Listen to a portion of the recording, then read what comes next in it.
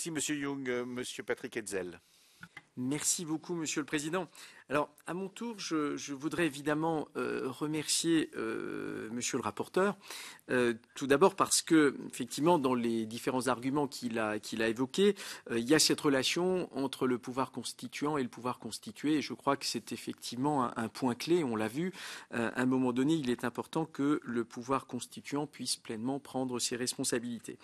Alors, pour être le plus bref possible, je voudrais insister sur le fait que je m'inscris pleinement dans ce qui vient déjà d'être indiqué par notre collègue Marc Le Fur, et que par ailleurs, je note évidemment avec plaisir que nous nous retrouvons avec Armand Young sur un sujet d'intérêt général comme la charte européenne des langues régionales. Alors, ça n'est pas une surprise parce que chez nous, en Alsace, effectivement, c'est un sujet extrêmement sensible auquel nous sommes viscéralement, évidemment, attachés parce que il en va de notre langue maternelle et je crois que effectivement c'est quelque chose qui est consubstantiel à notre identité et on ne saurait le négliger. Alors je voudrais revenir à un point précis parce qu'en fait ce que nous craignons c'est que dans la rédaction actuelle qui est retenue par votre proposition de loi, la formulation risque de renforcer des interprétations négatives quant aux mesures qui peuvent être prises en faveur de nos langues régionales.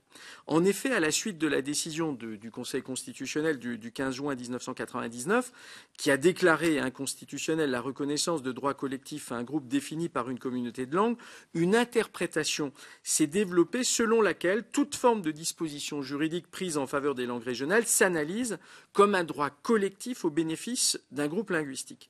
De même, le principe constitutionnel d'égalité a été opposé à des mesures en faveur des langues régionales. Or, la proposition de loi telle qu'elle a été proposée et qui nous est soumise à discussion comporte finalement des réserves d'interprétation de la charte, se référant notamment à l'exclusion de droits collectifs au bénéfice de groupes linguistiques.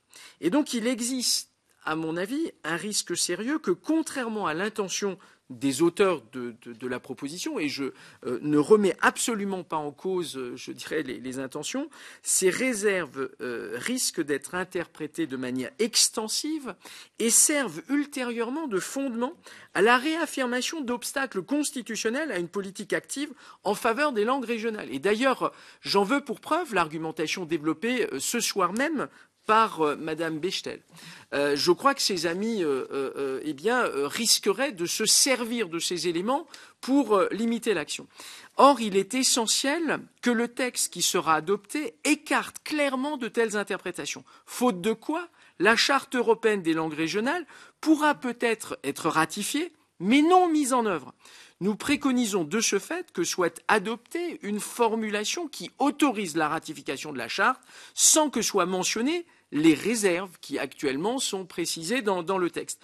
Une ratification purement formelle de cette charte sans que soit mise en œuvre une action résolue de promotion de nos langues régionales telle que prévue à l'article 7 de la charte serait en effet vaine, c'est-à-dire que nous aurions franchi une étape et nous ne pourrions pas aller plus loin.